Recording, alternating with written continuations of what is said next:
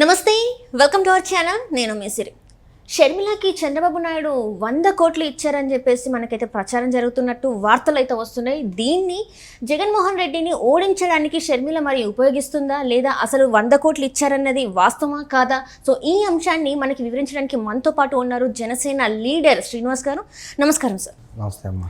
Sir, ఇప్పుడు చూస్తుంటే షర్మిల గారికి 100 కోట్లు ఇచ్చారని చెప్పేసి, అంటే చంద్రబాబు నాయుడు గారు 100 కోట్లు ఇచ్చారు జగన్మోహన్ రెడ్డిని ఓడించడానికి అని చెప్పేసి అయితే మనకు వార్తలు వస్తున్నాయి. అసలు ఇందులో వాస్తవం ఉందంటారా? ఆరోపణలకు ప్రూఫ్స్ ఉండవు. ఒకటి సరే, యాక్చువల్గా షర్మిల గారు తెలంగాణ రాజకీయాల నుంచి ఆంధ్ర రాజకీయాలకు వచ్చిన తర్వాత అందరికీ అనుమానాలు.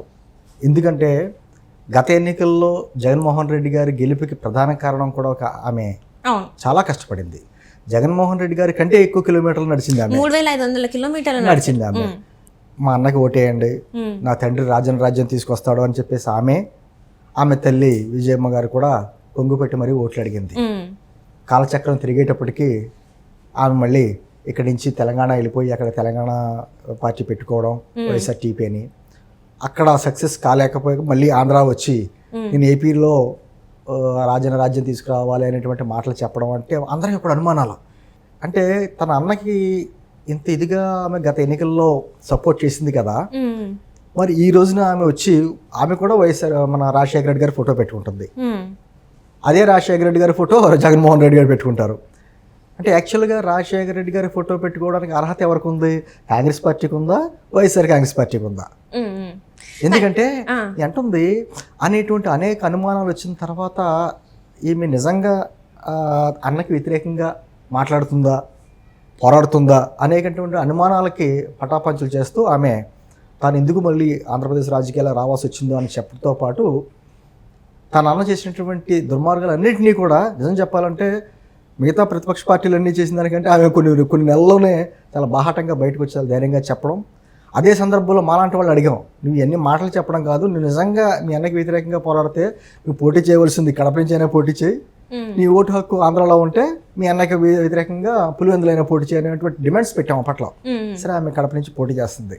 ఎప్పుడైతే ఈ మధ్యకాలంలో ఆమెకు తోడుగా వాళ్ళ చిన్నాన్నగారు అమ్మాయి సునీతి కూడా వచ్చింది. వాళ్ళ తండ్రి గారి హత్య మరణం గురించి అనేక అనుమానాలను ప్రస్తావిస్తూ కూడా మాట్లాడుతూ వచ్చింది. దానికి వైఎస్ఆర్ కాంగ్రెస్ పార్టీ వారు ఏమన్నారు, ఇదంతా చంద్రబాబు గారి స్క్రిప్టు, చంద్రబాబు గారు ఎలా చెప్తే అలా ఆడుతుంది ఈమె, ఈ ఇద్దరు చెల్లెళ్ళు అనేటువంటి మాటలు మాట్లాడుతూ కూడా వ్యక్తిత్వ హననం చేశారు, క్యారెక్టర్ అసాసినేషన్. ఎంతవరకు అంటే అప్పటి వరకు షర్మిలా రెడ్డి గారు అన్న మాటను కూడా తీసేసి ఆమె షర్మిలా రెడ్డి కాదు షర్మిలా శాస్త్రి అనేటువంటి మాటలు చెప్పడం, ఆమె చంద్రబాబు గారు ఇచ్చిన కొన్నటువంటి తాయిలాలకి అమ్ముడుపోయింది, ఆయన ఇచ్చిన డబ్బుకు లొంగిపోయి తర్వాత ఆయన ఇచ్చినటువంటి స్క్రిప్ట్ మాత్రమే చదువుతున్నటువంటి మాటలు మాట్లాడుతూ ఎవరైతే ఈవిడ్ని గతంలో విపరీతంగా పొగిడారో, దేవత అన్నారో, ఈమె ఎప్పుడైతే జగన్మోహన్ రెడ్డి గారు వ్యతిరేకంగా మాట్లాడుతుందో దెయ్యం అన్నారు. ఏంటంది రాజకీయాలు ఎలా ఉంటుందంటే ఒక అభాండం, అనేక రకాలుగా వారికి వ్యతిరేకంగా మాట్లాడితే వారి మీద ఏదో రకంగా అపాండం, వీళ్ళు ఆ డబ్బులు కమ్ముడైపోయారనో లేకపోతే ఏదో తాయిలాలకి ఇదయ్యారనో, వీళ్ళ వెనకాల ఒక ఏదో స్టోరీ ఉందని చెప్పడానికి రకరకాలు చేసి ఆవిడ్ని వైఎస్ఆర్ కాంగ్రెస్ పార్టీకి సంబంధించినటువంటి వారికి సంబంధించినటువంటి మీడియా, అనేక రకాల మీడియా ఛానల్స్ కూడా ఉన్నాయి. రాజశేఖర రెడ్డి గారి కూతురు కూడా కాదన్నాను. క్యారెక్టర్ అసాసినేషన్ అనేక రకాలుగా చేసుకుంటూ వచ్చి ముందేమో సునీతి గారు మొదటి నుంచి పోరాడుతుంది తండ్రి హత్య గురించి న్యాయం చేయండి అంట. ఆవిడకి ఎప్పుడు అగ్నికి ఆయువు తోడైనట్టు మళ్ళీ షర్మిల గారు తోడేటప్పటికి ఇంకా తట్టుకోలేని పరిస్థితుల్లో క్యారెక్టర్ అసాసినేషన్ చేయడం మొదలుపెట్టారు. చాలా దారుణంగా కొన్ని అయితే ఆ పదజాలం మనం మాట్లాడుకోలేం.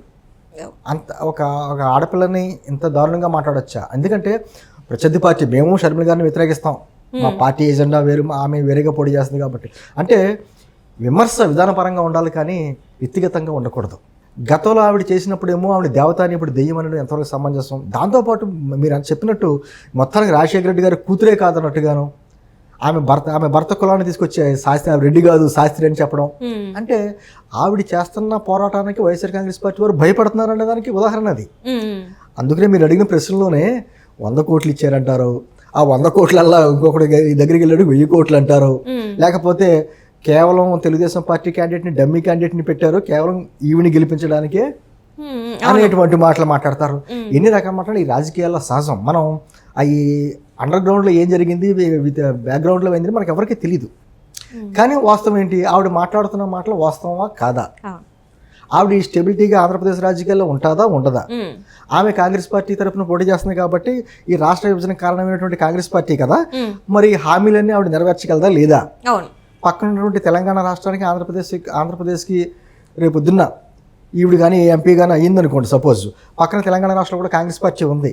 కాంగ్రెస్ పార్టీ ఉంది కాబట్టి అక్కడ నుంచి విభజన హామీలు ఇవి సాధించగలిగే ఏమైనా ప్రయత్నం చేస్తా. ఈ పైనే మనం ఆలోచిస్తాం తప్ప ఈవిడ అమ్ముడైపోయింది లేకపోతే ఆ ఆరోపణలు అన్నిటికీ ఆధారాలు ఉండవు.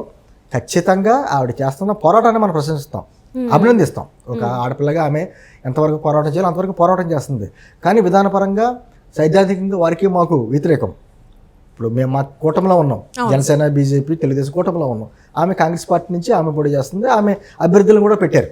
కాబట్టి విధానపరంగా విమర్శించుకుంటాం తప్ప ఇటువంటి ఆరోపణలు మాత్రం ఆవిడ మీద చేసే ఈ వ్యక్తిగత హనాలు అంటారు సరే, క్యారెక్టర్ సెషన్, దాన్ని మాత్రం జనసేన పార్టీ తరఫున కూడా మేము ఖండిస్తున్నాం. అంటే ఇక్కడ ఒకటి ఏంటంటే కాంగ్రెస్ పార్టీలో వైసీపీని విలీనం చేస్తారని చెప్పేసి కూడా వార్తలు వస్తున్నాయి. ఇదంతా కూడా వీళ్ళిద్దరూ కలిసి కట్టుగానే చేస్తున్నారు. అన్నా చెల్లెలు ఇద్దరు ఒకటే, కాకపోతే జనాల్ని మభ్యపెట్టడానికి ఇలాంటివి చేస్తున్నారు, ఇలాంటి నాటకాలు చేస్తున్నారని కూడా బయట మరి టాక్ ఉంది. ఇందులో వాస్తవం లేదంటారు. ఒకటి అంటారు ఎలాగంటే, కాంగ్రెస్ పార్టీ తల్లి కాంగ్రెస్ అయితే వైఎస్ఆర్ కాంగ్రెస్ పార్టీ పిల్ల కాంగ్రెస్. ఈరోజు వైఎస్ఆర్ కాంగ్రెస్ పార్టీ అని చూస్తే దాంట్లో నాయకులు ఎవరు కొత్తగా వచ్చిన నాయకులు కాదు, కొత్తగా సమాజం నుంచి పుట్టుకొచ్చిన నాయకులు కాదు. అందరూ కూడా కాంగ్రెస్ పార్టీ నుంచి బయటకు వచ్చి, ఇప్పుడైతే రాష్ట్ర విభజనతో కాంగ్రెస్ పార్టీకి ఇక్కడ అవకాశాలు లేవో జగన్మోహన్ రెడ్డి గారి పార్టీని తీసుకుని అందరూ దాంట్లోకి వచ్చారు. ఈ రోజున జగన్మోహన్ రెడ్డి గారితో సహా అక్కడ ఉన్న పార్టీలో ఉన్న నాయకులు అందరూ సీనియర్ నాయకులు అందరూ కాంగ్రెస్ నాయకులే. అయితే మీరు అన్న మాటకి మరి రేపొద్దున నెల కలిపేస్తారో లేకపోతేనేమో ఇద్దరు అన్నా చెల్లెళ్ళు ఒకటి అనుకుంటే, నేను అనుకోవడం దాంట్లో వాస్తవంగా ఇంత వ్యక్తిత్వహనం చేయరు. నిజంగా ఒకటే అనుకుంటే విధానపరంగా విమర్శించుకుంటారు, రకరకాలు చేసుకుంటారు. కానీ ఇంత ఇదిగా ఆవిడని రెడ్డే కాదు, శాస్త్రి అని లేదా రాజశేఖర రెడ్డి గారి కూతురు కాదు అనే మాటలో అంతవరకు వెళ్ళదు అని నా అభిప్రాయం. ఖచ్చితంగా నేను అంటుంది నిజంగా మీరు అన్నట్టు అటువంటిది ఏదన్నా ఉన్నా కూడా ఆమె మాట్లాడుతున్న మాటల మీద మనం బెండ్ అవ్వాలి తప్ప అంతకు మించి నిజంగా అన్నా చెల్లెలు ఆడుతున్న డ్రామా అయితే ప్రజలు గమనించరా? రేపు పొద్దున్న ఎన్నికలైన తర్వాత ఇటువంటి డ్రామాలకు తెరపడింది అనుకోండి, అప్పుడు అసలు నిజంగా రాజకీయ సమాజే కట్టుకున్నట్టు వాళ్ళు. అటువంటిది చేయరనే మా అభిప్రాయం. అంటే ఎట్లా ఉండబోతుంది మరి ఇప్పుడు ఈసారి ఎన్నికలు? ఎట్లా అంటే కూటమి ఒక సైడ్ ఉంది, కాంగ్రెస్ ఒక సైడ్ ఉంది, వైసీపీ ఒక సైడ్ ఉంది. అంటే ఈసారి గెలిచేది ఎవరు ఉంటారు? అసలు పోటీ అసలు ఎవరికి పోటీ ఉండబోతుంది? ఇప్పుడు వాస్తవంగా రెండు మొక్కల్లో చెప్పాలంటే వచ్చేది కూటమి ప్రభుత్వం. తెలుగుదేశం, జనసేన, బీజేపీ మూడు పార్టీల కూటమి వర్సెస్ వైఎస్ఆర్ కాంగ్రెస్ పార్టీ. ఎన్నికలు ఎలా జరుగుతున్నాయంటే జగన్ కావాలా వద్దా అంటే జగన్ వర్సెస్ యాంటీ జగన్ జరిగేది అదే. జగన్ కావాలనుకుని కొన్ని వర్గాలు అతను అండగా ఉంటే, జగన్ వద్దు 5 సంవత్సరాల్లో మాకు చూపించవలసిన నరకం అంతా చూపించేశాడు కాబట్టి అతను వద్దు అనుకున్న వాళ్ళందరూ కూడా కూటమి వైపునే ఉన్నారు. ఇంకా కాంగ్రెస్ పార్టీని అంటారు ఇప్పట్లో రాష్ట్రంలో అంత ఆ పార్టీకి ఓట్లు వేసేటువంటి అవకాశాలు కూడా లేవు. ఎందుకంటే రాష్ట్ర విభజన గాయాలు ఇంకా ఉన్నాయి అక్కడ. కాబట్టి ఇంకా వామపక్షాలు ఎంతకంతే వాళ్ళ ఓటు బ్యాంకు పోరాటాలు చేస్తారు, కానీ ఓటు బ్యాంక్ ఎంతకంతే ఉంటుంది.